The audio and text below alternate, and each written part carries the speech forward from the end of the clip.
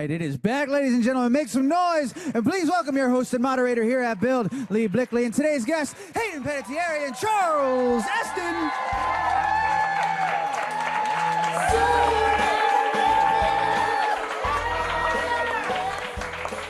Welcome, you're here.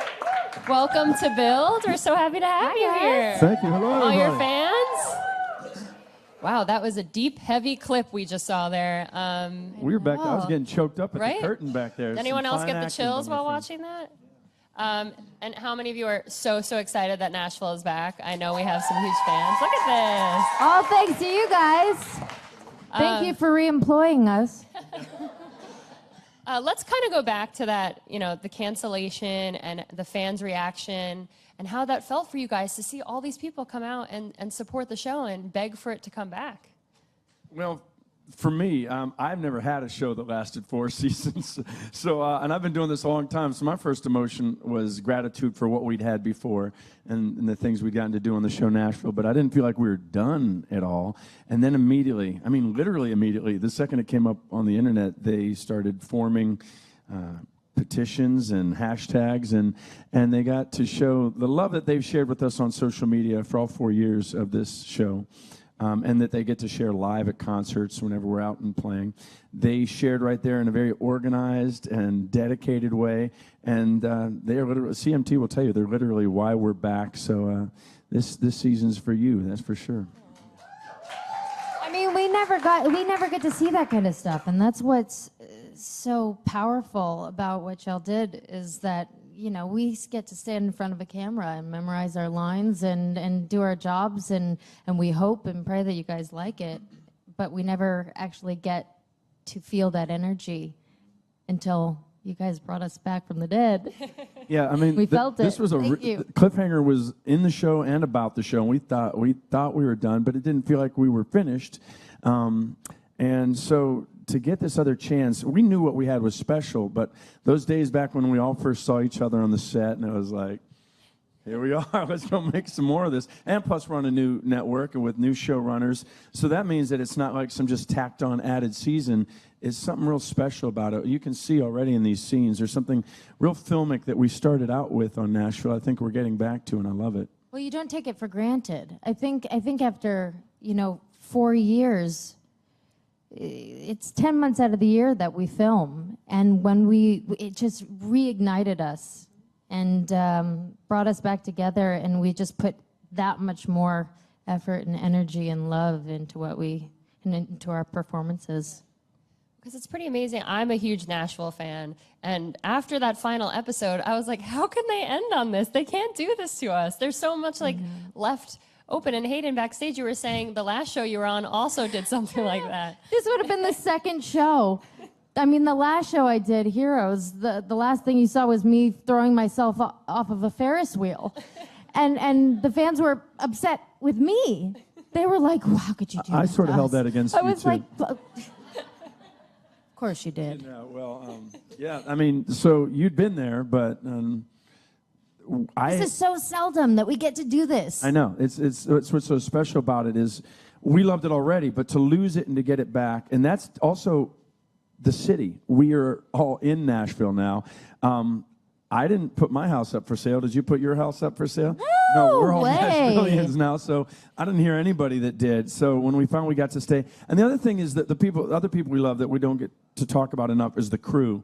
That is a very Nashville, Tennessee-based crew, and they're our family now. And so to get to see the smile on their faces when we got to go back, and they know they get to do more of this thing that they love, and that we get to do it with them. They're the best crew in the world. They make our days so much easier than they need to be because they're just so daggone good. So it was great for them too. You could see the tears in their eyes, honestly, and feel their energy. It was nothing like I've ever felt I've done this for probably as long as you.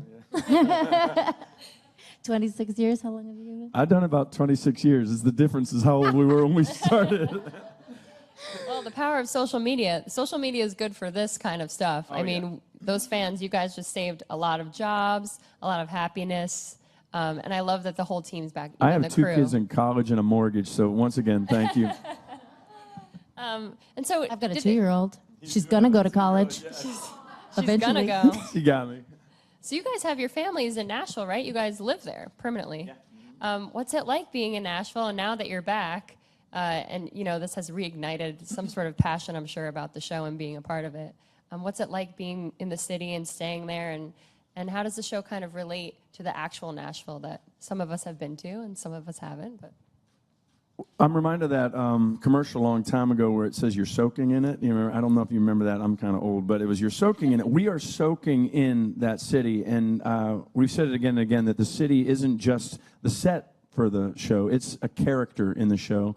The whole show is a love letter to Nashville, and that's true on a personal level too. Each one of us has found our friends there and found our family fits in there very well. I have 3 kids that were in junior high and high school, and after the first season, you don't move your family the first season of any TV show, but in that second season, we knew as a family we had to be together, and I knew how great Nashville was, but I have to admit I was a little hesitant. I was uprooting them and bringing them away from the home they knew in Los Angeles, but Nashville, like it always does, came through, and each one of them right now, they call Nashville their home, and they feel like they're meant to be there as much as I ever was, and that city comes alongside of us, and that includes the artists in country music. They're all so kind. I mean, to a person, they have opened their arms to us. In the very beginning, I should say, they said, a lot of them said, don't make us look stupid. They were always saying that. They were nervous because they'd been shown before and maybe not in the best light, or maybe, and so they'd say, don't make us look stupid.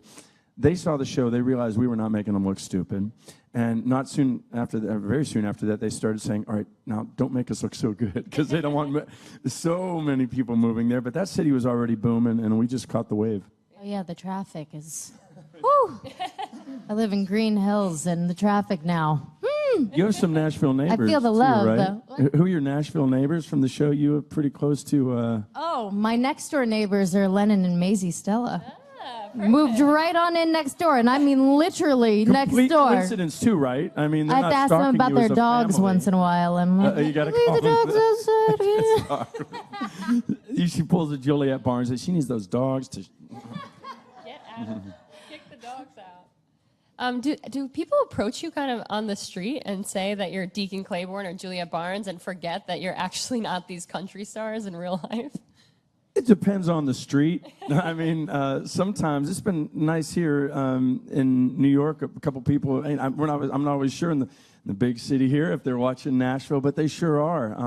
I mean, I stood under my billboard for 45 minutes, and it took like. That's the truth. I wasn't going to bring it up.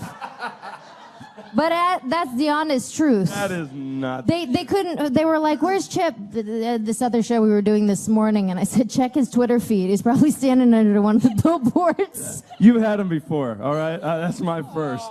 No, but honestly, where they call me Deacon, they call me Deacon after 1 a.m. on Broadway in Nashville, right down on What that are you Broadway. doing at 1 a.m. on Broadway? I'm honky tonking. Oh, the truth comes out.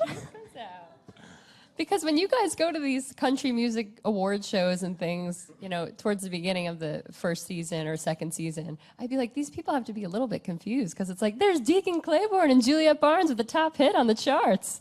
Oh, actually, you're not them.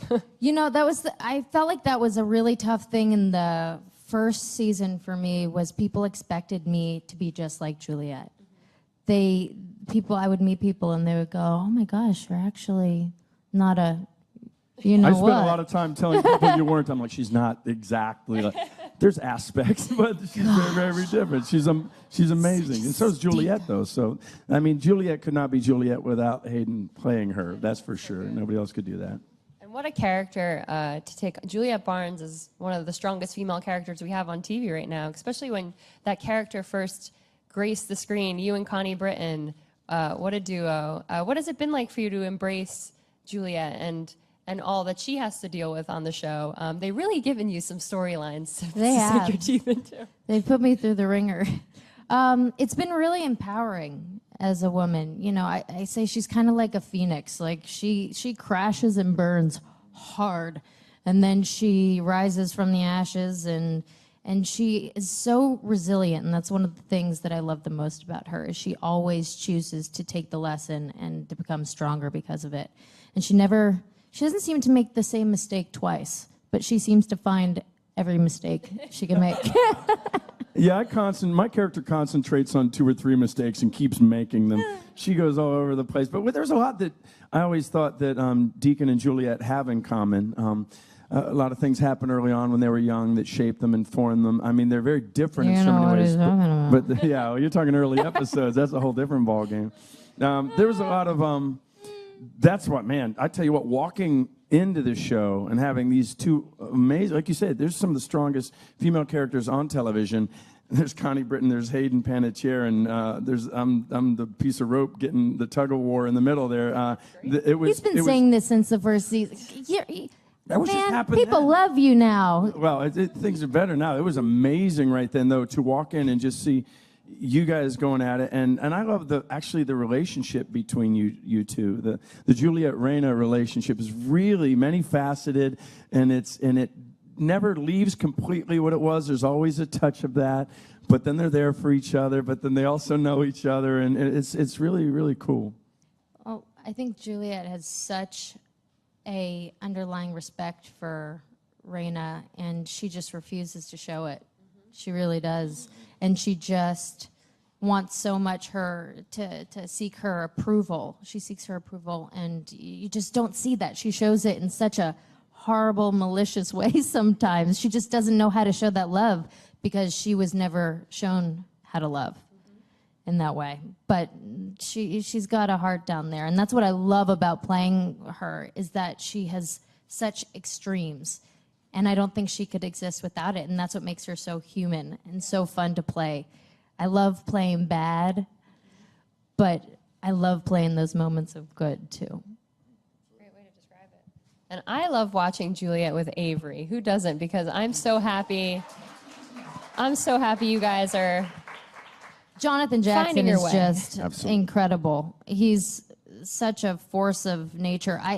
He makes me have to step up to the plate and improve my game because, I mean, the man could pull a tear at the drop of a hat. It's unbelievable. And It's all legit. It's all part of who he is, too. He's a very, very deep, soulful guy with all kinds of goodness and kindness. And he's very interesting, and he has a band where he can rock melt your face with that band, and then he can be so tender and gentle in these scenes. He's a good person to have as a friend, too. I can say that. oh, he's the best kind of co-star. The best. So giving emotionally. You know, you'd be surprised how many actors, when the camera switches around and it's not on them, they go to sleep. They're like, Why did you look at me? no reason. I don't go to sleep. I'm unfortunately... No, my acting is fabulous. How's yours? My acting is better. I'm a much better actor when the camera's on the other person. I suddenly... Me too, You should absolutely. have seen me when the camera wasn't on me. You want to pull everything out of your co-star that you can. Exactly. And you're like, dang, couldn't you just like hide a camera over there? Did anyone get that? Did anyone see that? By the way, not a lot of people know, some know, but Jonathan Jackson has, I think, 5 daytime Emmys. Yep. Is He that was the number? Is lucky he on 5 or 6? General I don't know. Hospital, guys. That blows my mind. That's where I So fell in love humble. with him. The most humble. Never know it. He'd never tell you. No. I think I actually said that to him the other day. I was like, you have 5 Emmys? And he was like, Yeah, that would become my middle name. I'd be, hi, I'm Charles 5 Emmys. Esten, nice to meet you. and that You is don't the even say it. truth. It's so good. I mean, Love you. the whole cast is rock solid. I mean, Connie Britton too, working with her in scenes. What a scene partner she must be. And we all know her too as Mrs. Coach Taylor, of course. So when she came and played Reina, it was just a totally different character. She's with a little Mrs. bit Deacon similarities. Claiborne right about now. Yeah. Woohoo! Finally took you long enough. Well, yeah, I'm a little slow on the uptake. So what can we expect from Deacon and Reina's relationship? There's been so many ups and downs, but I feel like they're at a good place right now. You know Do what? agree? Everybody's been saying for a long time that they deserve a little time in the sun because it's been up and down and sideways and every other thing. I'm not much for spoilers, but let me say that they get a little time in the sun and they get to be a husband and a wife and they get to support each other. And In the be there sun for or in each the other. bed? Or both? In the sunbed. In the sunbed. No, Perfect. In both. That's the thing is somebody was saying there's a lot of, you can see the underlying affection now, perhaps more than ever. And I think one of the reasons that is because it's safer. All their fights before were kind of existential. Will they survive this argument? Will they survive this discussion? Will they survive this event? There's something about that marriage when they say for better or worse. And yeah, we're both here. We're not going anywhere. I remember the first time when I was married, I went, oh, wait a second, we're married. This fight doesn't really matter, and tomorrow we're going to just be fine. And there's something to that as well, where it's just Deacon and Raina finally get to relax into that love a little bit, and it's nice. And you guys have great chemistry. Let me say, I've seen the first 2 episodes, and let me tell you, guys have fire between you and the sheets. Took the words out of my mouth. And let's talk a little bit about Juliet's journey. What's going to happen this season, at least, the plane crash. We do know she survives, and we're so happy that you're on the show. I'm alive. But what can you see for Juliet's journey this season? And are things going to change in the way of, her career and her life and how she views things? It's really hard it's really hard to give you guys the answer that you want without giving it all away. Yeah. But I will say, obviously, you see that she goes through this accident, but it opens a door for her, and she goes down a path that you would never expect her to go down. She explores a part of herself that is so un-Juliet, but so powerful and so deep. I think you guys are going to be really surprised, really excited. I think you're going to like it. I hope you're going to like it. Oh, they're going to love it. Hope you're going to love it. I hope you're going to like it and love it. Like it and love it. And what can we expect from some of the other, not everybody's back from the full cast, but most of you are. And of course, we have Scarlett and Gunnar. What's going to happen with them? Can you give us any tidbits? We're like, BS, BS, BS, me. BS, BS, BS, me. BS. She'll fast forward right through my scenes. Yeah. No, I'm kidding. I think if they were both here, they would say that they're continuing. It's hard to say because I don't want to give away the story, but I know it's that hard. they're. It's funny, they've had problems in a different way than Deacon and Raina ever did. There's a whole lot of trust issues back and forth with them, and they're both in a very glamorous business. This business we're in of country music, especially when they're exploding like the stars they are, that offers a lot of opportunities to be pulled apart. You're flying through space like Interstellar, literally like in that movie. It's hard to stay together. And I think Claire's journey, I've seen. Movies. What's that? Have you seen the movie? Is incredible. I know. That's why I dropped its name. Yeah, it's a really good movie, right? If you haven't seen it, go see it. Sorry, I had to. That's 2 Nobody thumbs paid up. me to say that. I swear. Claire would say that, having played her uncle, I've been sort of there for some of these things, and she gives me advice that doesn't work, and I give her advice that doesn't work.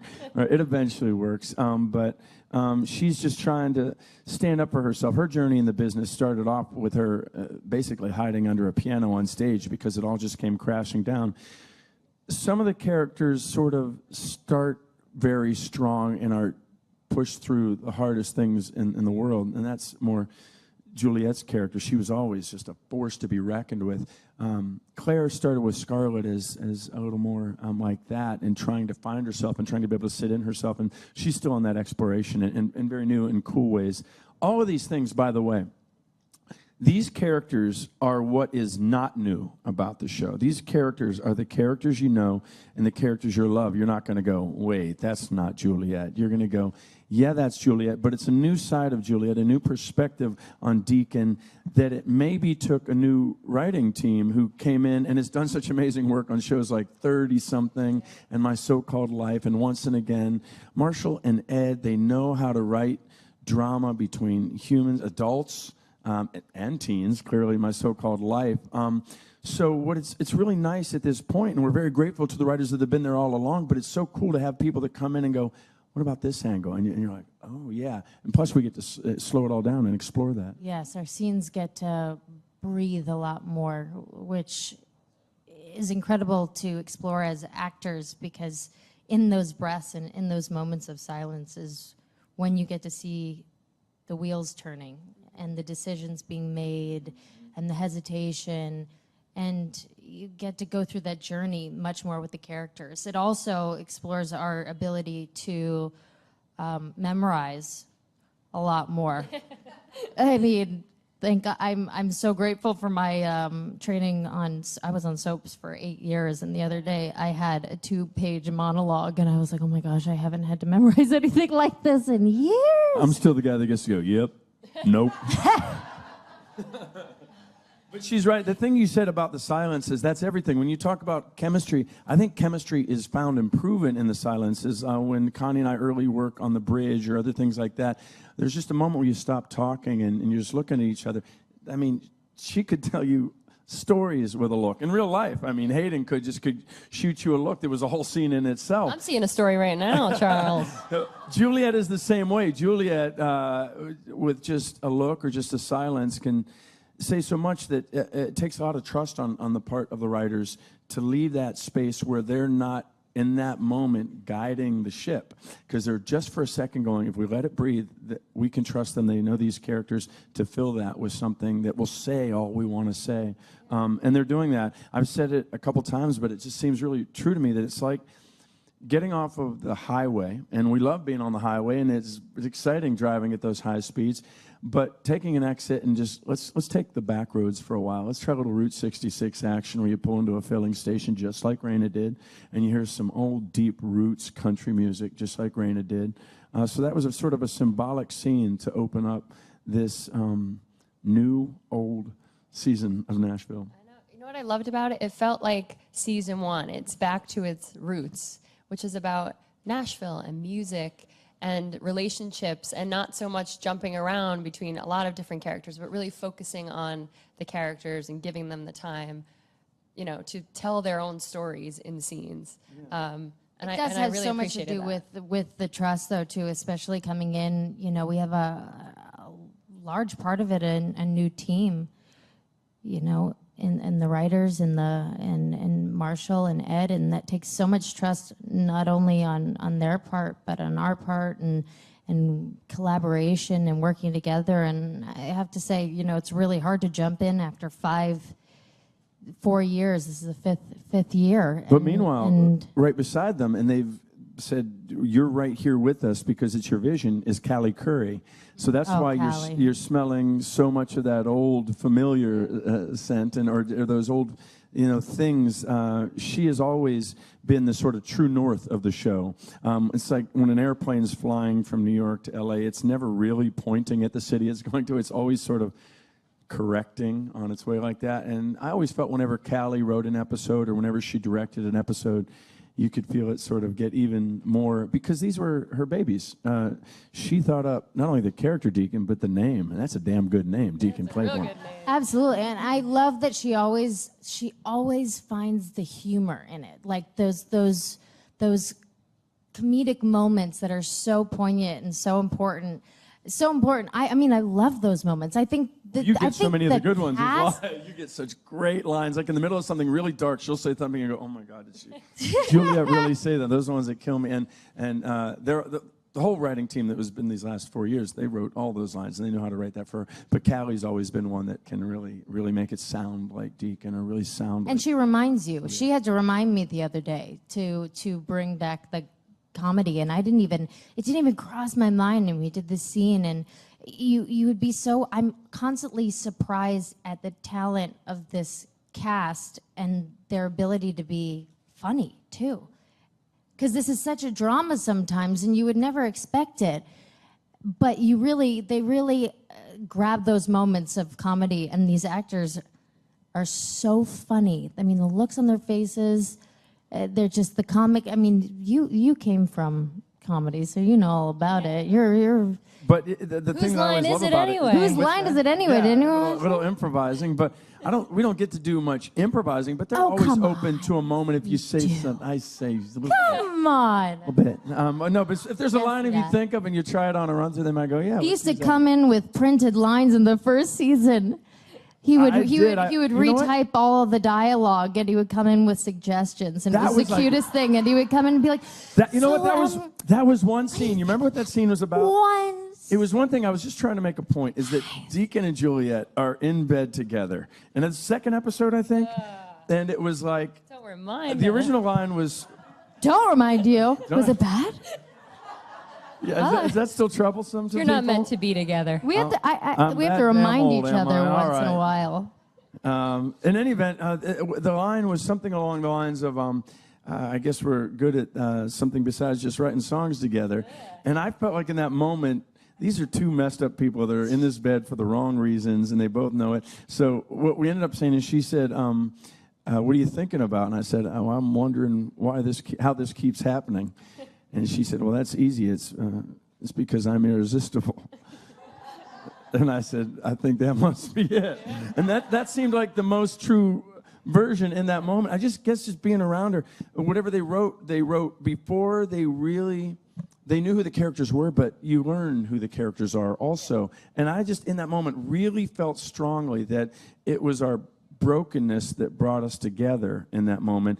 And they explored the heck out of that in ways I loved. That's what really kept us sharing back and forth, was that, we could help each other through these things. And then I think Avery is a similar soul to Deacon in terms of being there for her. And so she found somebody that could be there for her all the time, and that's good. Two best guys.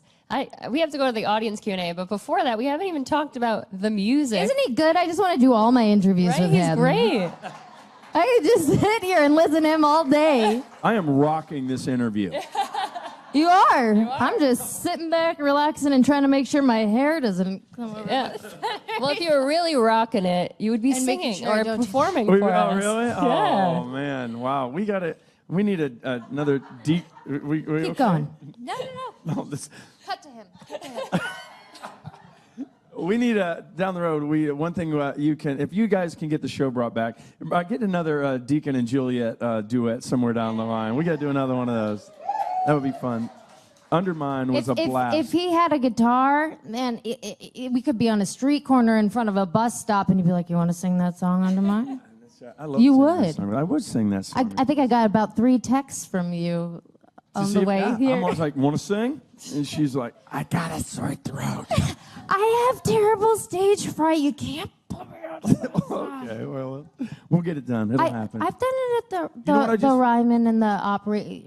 Oh, no, you've done it all. I She's pulled it done off it all. a couple She's done it. times. That's And by amazing. the I way, just get terrified. the thing that you don't understand when you're on the outside of all of this is that she's amazing. I remember we were doing one of the on the record concerts. Was it the one at the Ryman or the no? Yeah. It was the one at the Ryman Yeah. was the first one, and look, Buddy Miller and everybody. yeah, that's part of strength, is to see somebody who's up there not super comfortable in that moment. It's the Ryman Auditorium, for God's sakes. This is the mother church of country music, and she has enough respect and intelligence to know that. And I see how nervous she is, and all I'm trying to do is say, "You so got this." And she He did have coached it. me.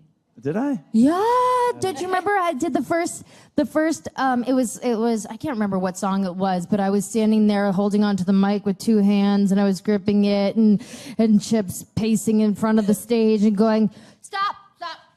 Just move around. You got this." That's right. It was on a mic stand. I said, And I was like, "You no, can't no, have no." Hayden Panettierre with you guys have all seen her on the show. Whenever she's Juliet's like, "I think you're dumb. I think it's time." I said, then Do you know how hard that is to do in high heels? Yeah. in high heels and sing? Well, I have It's so the funny Juliet because sidewalk. I did that pregnant down the stairs. That's the side. Give me some like that, coming down like that. And by the way, that's the weirdest thing in the world. Though. Think in about sequence while mic'd. I got 2 mic packs on. that. Does it all? I got to go 10-1. I'm wearing this. I'm wearing the same boots, and I can't do half of that. But apparently, I can. But the weird thing. You should develop it. I If they think say, Deacon "Ladies should and develop gentlemen," the if they say, sidewalk. "Ladies and gentlemen, Juliet Barnes," she'll come out and be like, and do it. "Ladies and gentlemen, Hayden Panettierre," and it's like, oh. It's so, isn't it interesting? That Well, it's like when you look at somebody even like Beyonce. She developed Sasha Fierce for a reason, because true. she needed an alter ego to go up there and to hide behind a little bit, where you don't have to show all of your raw Yeah, I get that. edges, where you can go up there and put yourself out there in your mind as a different person, not just as yourself out there to be judged by everybody. Because no matter what you do, there's always going to be somebody who doesn't like it. Well, the way I Always, no matter what you do. And that always gets the best of me. Well, for me, when I went to Nashville, I suddenly, you quickly saw that we're going to be able to stand on stages like the Ryman and the Grand Ole Opry and sit in the Bluebird and play our music and play the show's music. And I knew that I was in over my head. You're jumping in the deep end. And I just made a decision that I'm not going to flirt around it like, oh, I don't know. I'm just going to make a binary decision to go say yes to everything they asked me to do, and then all I can do is my best. And if it works, it works, and if it doesn't, it doesn't. But you're a guy. You guys can get away with so much more. Why is that? They That's can't. a whole nother story, guys. That's a whole But other they story. can. Could be because I of feel my like alter ego, Deacon Fierce. Deacon Deacon Fierce. Fierce. It's just up in here. Nobody else knows that. All right, we only have time for about 2 audience questions. So does anyone have anything? goodness. Right here. Hey guys, thank you for being here. Hi. Hey, hello. Congrats on coming back to life. It's very exciting. Thank you. You don't hear that Anytime. question a lot, but thank you. Yeah, Excellent right. question. Deacon Fierce, back to life. Back to life. Over the course of the series, have there been any guest stars that you've gotten to work with that have stood out to you and you've enjoyed? I got to work with Steven Tyler. That was cool. I got to record one of my favorite songs in the world with him, Crazy. And he actually told me later that he played it for Willie Nelson, who wrote that song. And I was like, Willie Nelson's heard my voice! Oh my God, I almost passed out right there. That was it. I can die a happy woman. That wins. Having said that, I've been able to. One of my favorites is actually Mark Colley, who's been a country artist in his own right, and he and I are friends. He did even The Man on the Moon Is Crying, and I was a fan. I actually met him years ago at a Tanya Tucker concert. He was opening for her. All these years later, we kept bumping into each other, and we ended up writing together. And as we're writing together, I get this tweet that they're looking for this character of Frankie. And it's a guy that is playing Deacon's sponsor in AA, and he's been through the whole addiction thing, and he's been through the whole artist thing, and he's just a couple years older than Deacon with just a few more lines and a few more miles on him. And I'm sitting there with this guy, and I'm like, hold on a second. I get up, I go, the guy's sitting right across from me. I'm writing a song with him. He's Mark Colley. He's acted before. So anyway, he got in, and he went in the next day, and he got that damn role, and he played Frankie. And getting to work with Mark and to do those scenes was a real joy. And he's a real buddy by now. We've written like 5, 6 different songs together, including, this is called a segue, including the song I'm releasing today, which is called Buckle Up. What's it called? Buckle up! Buckle up, Mr. Mark Colley, and I love that guy. What about Elton John? Is he? Oh, I walked there. in. I could not believe that Sam got to record and play with him. I was like, Christina Aguilera. I got to work with, which that was one of the cool characters that she got to come on and not just play herself. She played a character, and I got to tell her off. And then she came and helped me out on a lip sync battle. And Will Chase got to sing with Sarah Evans, a duet. And, love her. And Vince Gill has been there from the very beginning. Vince Gill is like the honorary mayor of Nashville.